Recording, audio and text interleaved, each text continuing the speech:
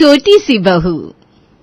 राजस्थान के भीमपुर गांव में हरिहर और मोतीलाल दो पक्के दोस्त रहते हैं। जब हरिहर के घर लड़की गुड़िया का जन्म हुआ और मोतीलाल के घर लड़के अर्जुन का जन्म हुआ तो दोनों दोस्त मोतीलाल और हरिहर छोटी उम्र में ही दोनों बच्चों की शादी तय कर देते हैं। भीमपुर गांव में चौपाल पर बैठे हरिहर और मोतीलाल हुक्का पीते हुए बात कर रहे हैं। हरिहर के हंसने की आवाज आती है। मोतीलाल भाई, देखो ना, हमारे बच्चे भी बिल्कुल वैसे ही लगते हैं जैसे हम लोग बचपन में लगते थे। लगता है इन दोनों की आपस में खूब जम रही है। बिल्कुल हरिहर भाई, दोनों की जोड़ी साथ में कितनी अच्छी लग रही है। मैं तो कहता हूँ इन दोनों की शादी करा देते हैं। और सोचो, अगर हम अपने बच्चों का रिश्ता अभी ही पक्का कर दे तो। ये सुनकर हरिहर उत्साहित हो जाता है। वाह मोतीलाल भाई, कमाल का ख्याल है।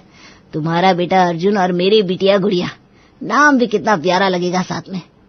लेकिन क्या अभी रिश्ता करना सही होगा? अभी तो मेरी गुड़िया सिर्फ 10 साल की है और तुम्हारा अर्जुन सिर्फ 12 का। हरिहर और मोतीलाल के पीछे 10 साल की गुड़िया और 12 साल का अर्जुन दुनियादारी से बेफिक्र खेल रहे हैं। अरे हरिहर भाई, यही तो सही उम्र है शादी करने की। क्या है, अभी तो दोनों बच्चे छोटे हैं, ये शादी ब्याह का मतलब ही नहीं जानते। अगर कल को बड़े होकर ये लोग प्यार व्यार के चक्कर में पड़कर अपनी मर्जी से ब्याह कर लिए तो क्या इज्जत रह जाएगी हमारी समाज में। इससे तो अच्छा है कि अभी ही इन दोनों का ब्याह करा देते हैं। हाँ मोतीलाल भाई, बात तो आप सही कह रहे हो, लेकिन ये दोनों अभी बच्चे हैं। ऐसे में इन दोनों पर परिवार की जिम्मेदारी कैसे डाल सकते हैं हम? अरे हरिहर भाई, हम ऐसा करते हैं, ब्याह अभी कर देते हैं और जब दोनों बच्चे बड़े हो जाएंगे तब गुड़िया का गौना कराकर उसे अपने घर ले जाएंगे। अब तो ठीक है ना? फिर तो सही है मोतीलाल भाई, तो आज से आप हमारे मित्र ना रहे बल्कि समधी हो गए। हरिहर और मोतीलाल गले मिलते हुए हंसते हैं। अर्जुन और गुड़िया की शादी बड़े धूमधाम से करा दी जाती है और गुड़िया की अभी विदाई नहीं की जाती, लेकिन शादी को अभी 1 साल नहीं हुआ और हार्ट अटैक से गुड़िया के पिता की मौत हो जाती है। घर के आंगन में गुड़िया की मां रो रही है। पास में गांव के बुजुर्ग बैठे हुए हैं। सामने गुड़िया के पिता की फोटो पर माला लगी हुई है। हरिहर भाई तो इतनी कम उम्र में सबको छोड़कर चले गए, लेकिन पीछे गुड़िया की जिम्मेदारी रह गई। अब इस बच्ची का क्या होगा? बिन बाप के बच्चे का ध्यान कौन रखेगा? गुड़िया का पूरा खानदान वहां पर बैठा हुआ है।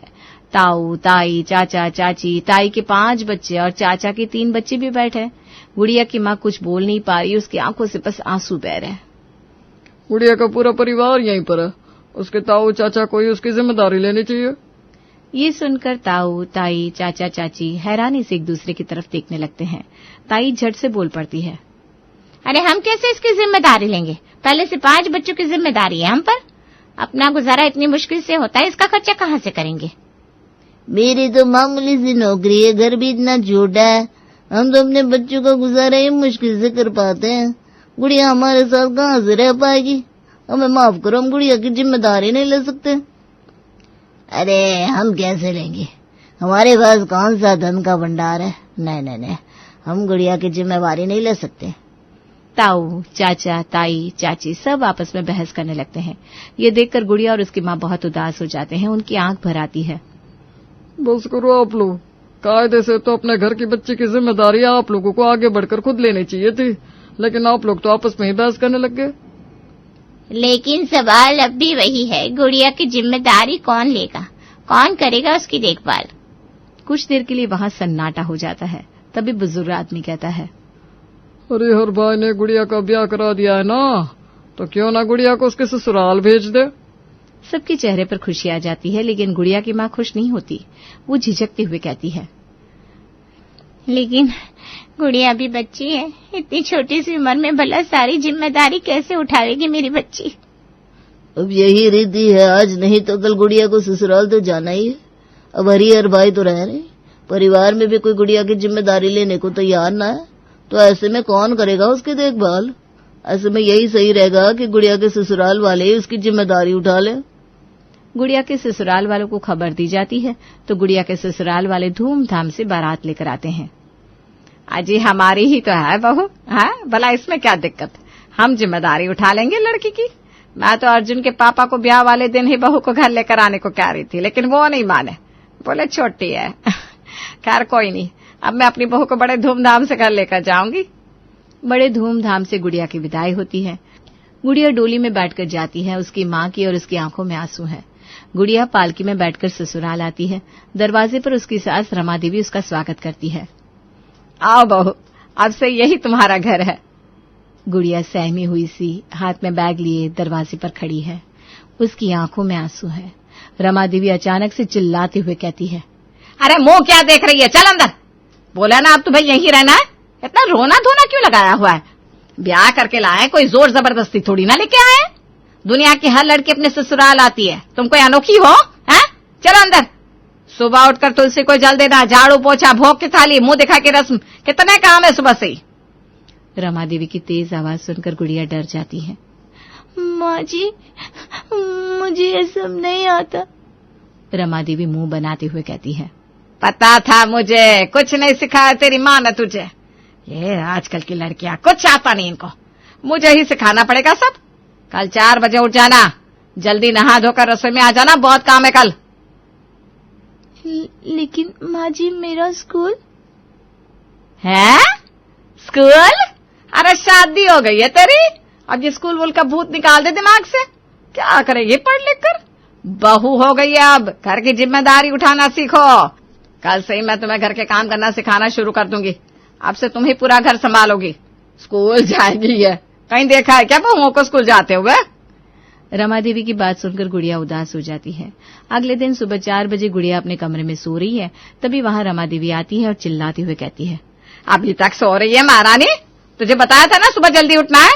ये ससुराल है, तेरी माँ का घर नहीं। चल, कितना काम पड़ा हुआ है, उठ जल्दी। रमा देवी की आवाज सुनकर गुड़िया बुरी तरह हड़बड़ाते हुए उठती है। अब मुंह क्या देख रही है, जल्दी से तैयार होकर रसोई घर में आ जा। हे भगवान, कितना काम पड़ा है। नई बहू की मुंह दिखाई, आज घर में कितना काम है, लेकिन मुझे ही देखना पड़ेगा सब। रमा देवी बड़बड़ाते हुए वहां से चली जाती है। गुड़िया तैयार होकर रसोई में आती है। आ गई? चल जल्दी से सबके लिए चाय बना दे बहू, उसके बाद नाश्ते की तैयारी कर देना। गुड़िया सहमी हुई सी खड़ी रहती है। अरे खड़ी क्या है, जल्दी कर, नाश्ता भी बनाना है, कितने काम पड़े। क्या हुआ, चाय बनानी नहीं आती क्या?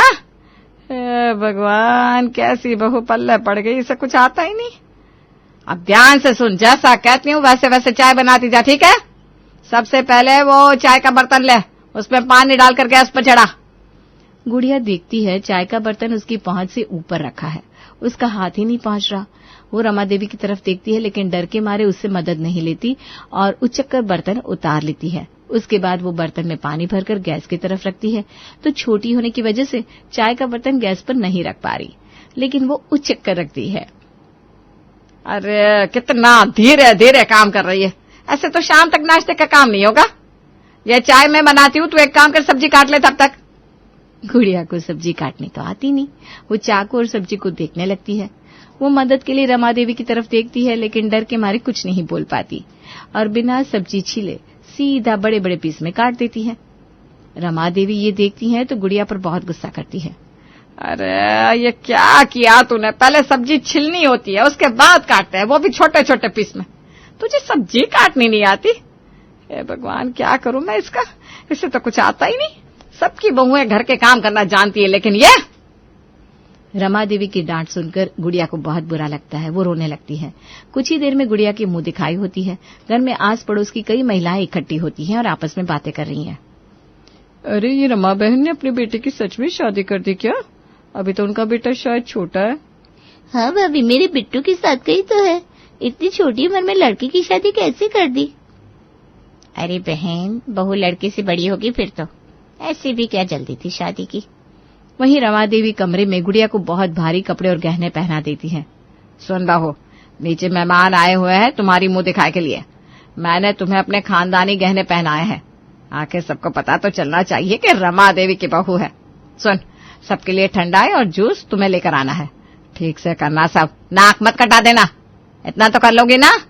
गुड़िया गर्दन हिलाकर हाँ कहती है, लेकिन वो गहनों और कपड़ों के बोझ से परेशान हो रही थी। ऊपर से रमा देवी गुड़िया को ठंडाई और जूस के गिलास से भरी ट्रे पकड़ा देती है और गुड़िया का लंबा सा घूंघट कर देती है। गुड़िया को इस सब में चलने में दिक्कत हो रही थी। वो जैसे तैसे धीरे धीरे हॉल में ट्रे लेके आती है। रमा देवी सबके सामने इतराते हुए कहती है, आ गई मेरी बहू। रमा देवी को लगता है सब बहू की तारीफ करेंगे, लेकिन सब लोग तो गुड़िया को देखकर हैरान होते हैं और आपस में बातें बनाने लगते हैं। अरे इतनी छोटी सी बहू, लगता है बहू भी बच्ची ही लाई है रमा बहन। बहू वहाँ क्या खड़ी है, सबको ठंडाई और जूस दो। रमा देवी की आवाज सुनकर गुड़िया डर जाती है, उसके हाथ कांपने लगते हैं और उसके हाथ से ट्रे गिर जाती है। अब रमा देवी गुड़िया पर चिल्लाने लगती है। अरे क्या कर दिया तूने, दिखाई नहीं देता क्या तुझे, एक काम ठीक से नहीं आता। औरों की बहुओं को देख, घर के सारे काम अच्छे से करना जानती है, और एक तो कुछ नहीं आता, न चाय बनानी आती है, न सब्जी काटनी आती है, अरे ठीक से सर्व करना भी नहीं आता। मेरे ही कर्म फूटे थे जो ये नकारा बहू पल्ले पड़ गई। तेरी माँ ने तुझे कुछ सिखाया नहीं क्या, सबके सामने मेरी नाक कटवा दी। रमा देवी गुड़िया पर जोर जोर से चिल्लाने लगती है। गुड़िया रोने लगती है। रमा देवी का ऐसा व्यवहार देखकर सारी महिलाएं हैरान रह जाती हैं। अरे रमा बहन, ये क्या तरीका हुआ बात करने का, बच्ची है वो, गिर गई तो गिर गई ट्रे, इसमें इतना डांटने की क्या जरूरत है। अरे क्या बताऊं मैं आप लोगों को, इस लड़की को ना कुछ नहीं आता, परेशान हो गई हूं इससे। आपकी बहू ऐसी होती तो क्या आप लोग बर्दाश्त करती? हाँ रमा बहन, आप सही कह रहे हैं।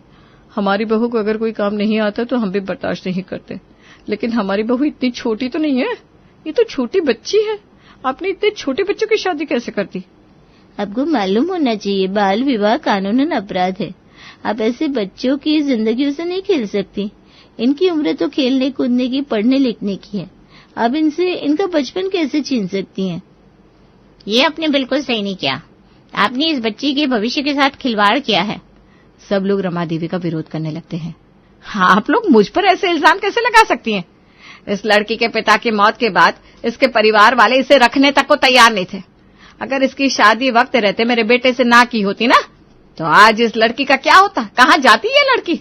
हमने इस लड़की को सही वक्त पर अपने घर में रखा है, इसकी सारी जिम्मेदारी उठा रहे हैं हम, और आप लोग हम पर इल्जाम लगा रहे हैं। तुम ये बातें बनाकर अपने कर्म नहीं छुपा सकती। हमने खुद देखा तुम कैसे इस बच्चे से घर के काम करा रही हो, कैसे इसे डांट रही हो, ये सही नहीं है। हाँ, तो आपके घर में आपकी बहू बेटियां घर के काम नहीं करती क्या? आप लोग उन्हें कभी डांटते नहीं क्या है? बच्चों को सही गलत समझाने के लिए कभी कभी उनके साथ सख्ती से पेश आना पड़ता है। लेकिन इसकी पढ़ाई लिखाई का क्या, इसके भविष्य का क्या? आप इस बच्ची को स्कूल भेजनी है? अरे तुम तो रहने ही दो बहन, ये किताबी ज्ञान लड़कियों के किस काम का? आखिर में करना तो इसे भी चूल्हा चौकाई है। कौन से जमाने में जी रही हो रमा बहन? आजकल लड़कियां सिर्फ चूल्हा चौके तक सीमित नहीं रही, वो पढ़ लिख कर चांद तक पहुंच गई है, मर्दों के कंधे से कंधा मिलाकर आगे बढ़ रही हैं। आज की लड़कियां किसी भी तरह से लड़कों से कम ना है, और तुम हो कि चूल्हा चौके में ही उलझी हो। आप तो रहने ही दो बहन, ये बड़ी बड़ी बातें करना आसान है, लेकिन हकीकत में ऐसा कुछ नहीं होता। देखा जाए तो ये शादी ही गलत है। भाई, दो ना समझ बच्चों की शादी कौन करता है भला? बच्चे शादी का मतलब तक नहीं जानते और अपनी शादी करा दी, आपने बहुत गलत किया रमा बहन। सही कहा आपने। हमारे देश का कानून भी बाल विवाह की अनुमति नहीं देता। शादी के लिए लड़की की उम्र 18 और लड़की की उम्र 21 साल होनी चाहिए। इतनी कम उम्र में शादी करके आपने सही नहीं किया रमा बहन। सारी महिलाएं बोलने लगती हैं। सभी का ऐसा रिएक्शन देखकर रमा देवी और उनका परिवार डर जाता है। ये आप लोग कैसी बातें कर रहे हैं? भला बेटे की शादी करने में उम्र का क्या लेना देना, बल्कि जल्दी शादी हो जाए तो अच्छा ही है, वरना क्या पता बड़े होकर बच्चे अपनी मर्जी से किसी से भी शादी कर ले तो। ये आप कैसी बातें कर रही हैं रमा बहन? शादी का मतलब ही होता है दो लोगों की आपस में रजामंदी, उनकी आपसी समझ पर ही शादी की नींव रखी जाती है। अब बच्चे जब बड़े होते हैं तो वो सोच समझकर शादी की जिम्मेदारी उठाते हैं। भला ये बच्चे इतनी बड़ी जिम्मेदारी कैसे उठाएंगे? शादी कोई गुड्डे गुड्डियों का खेल नहीं है। और रमा बहन, आपने छोटे बच्चों की शादी करा दी, बड़े होकर अगर इन दोनों को एक साथ नहीं रहना जमा तो सोचा है क्या भविष्य होगा इन बच्चों का? आपका ये गलत फैसला दोनों बच्चों की जिंदगी बर्बाद करके रख देगा। बिल्कुल, बाल विवाह एक अपराध है और हम सब इस अपराध में तुम्हारा साथ नहीं देंगे। हम इस शादी को कभी स्वीकार नहीं करेंगे, बल्कि हमें तो रमा देवी और उनके परिवार का बहिष्कार कर देना चाहिए ताकि भविष्य में कोई भी बाल विवाह जैसे अपराध को ना करे। सभी औरतें आपस में बातें करने लगती है। ये सुनकर रमा देवी को अपनी गलती का एहसास होता है। आप सही कह रहे हैं, मुझसे बहुत बड़ी गलती हो गई। मैंने कभी सोचा ही नहीं इन बच्चों की जिंदगी पर इस शादी का क्या प्रभाव पड़ेगा। मैं इस बच्ची को औरों की बहुओं से कंपेयर करती रही, मैं भूल गई कि ये सिर्फ बच्ची है, अभी इसकी उम्र शादी की, घर की जिम्मेदारी की नहीं है। इसे भी अपना बचपन जीने का हक है, लेकिन अब मैं अपनी गलती सुधारना चाहती हूँ। लेकिन मुझे गुड़िया के बारे में सोचकर डर लग रहा है। अगर मैंने ये शादी तोड़ी तो गुड़िया का क्या होगा? समाज ऐसे बच्चों को कभी नहीं अपनाएगा। गुड़िया के तो पिता भी नहीं रहे, इस बच्ची का क्या होगा? कौन लेगा इसकी जिम्मेदारी? रमा देवी का सवाल सुनकर सब लोग खामोश हो जाते हैं। तभी अर्जुन आगे आकर कहता है, माँ, क्या गुड़िया हमारे साथ नहीं रह सकती? मुझे शादी का मतलब तो नहीं पता, लेकिन दोस्ती निभाना मुझे अच्छे से आता है। गुड़िया, क्या मैं तुम्हारा दोस्त बन सकता हूँ? तुम मेरी किताबों से पढ़ाई करना, तुम मेरे साथ खाना खाना और मेरे साथ खेलना। बनोगी मेरी दोस्त? हाँ, मैं तुम्हारी दोस्त जरूर बनूंगी। माँ, गुड़िया आज से मेरी दोस्त है। क्या मेरी दोस्त हमारे घर में नहीं रह सकती? बिल्कुल रह सकती है बेटा, तुम सही कह रहे हो अर्जुन बेटा। अब से गुड़िया की जिम्मेदारी मैं उठाऊंगी। मैं गुड़िया का ख्याल रखूंगी, सास बनकर नहीं, माँ बनकर। आज से गुड़िया भी स्कूल जाएगी। मैं गुड़िया को खूब पढ़ाऊंगी, वो बड़े होकर जो चाहे करे। जब बड़ी होगी तब वो जो चाहे, जिस लड़के से चाहे शादी भी कर सकती है। ये सुनकर गुड़िया खुश हो जाती है और रमा देवी के गले लग जाती है। सब लोग खुश होकर ताली बजाने लगते हैं। रमा देवी अपने हाथों से अर्जुन और गुड़िया को टिफिन देती है। दोनों बच्चे स्कूल यूनिफॉर्म में हैं, हाथ पकड़कर खेलते हुए स्कूल की तरफ जाते हैं। बचपन खेलने, कूदने और पढ़ाई करने के लिए है, शादी के लिए नहीं। बचपन में दो दोस्तों ने अपने बच्चों की शादी तय कर दी कि जब दोनों बड़े होंगे तब गोना कर देंगे, लेकिन लड़की के फादर की डेथ हो जाती है। लड़की अभी छोटी है और उसके ताऊ चाचा में से कोई उसे अपने पास रखना नहीं चाहता, इसीलिए तय किया जाता है कि लड़की को उसके ससुराल भेज देंगे। ससुराल वाले भी मान जाते हैं। अब छोटी सी लड़की अपने ससुराल आती है तो उसकी सास उसे घर के काम में लगा देती है। लड़की कहती है उसे नहीं आता तो सास उसे सिखाने लगती है और इसी चक्कर में वो स्कूल भी मिस करा देती है। लड़की की छोटी उम्र में उसे घरेलू बनाने लगती है और परिवार में सबको इस बात का गर्व है कि उन्होंने अपने बेटे की जल्दी शादी करा दी। लेकिन समाज के लोग इस बात से खुश नहीं होते और उन लोगों का समाज से बहिष्कार कर देते हैं। अंत में सबको सबक मिलता है कि बच्चों की शादी नहीं करनी चाहिए। शादी 18 के बाद ही सही होती है।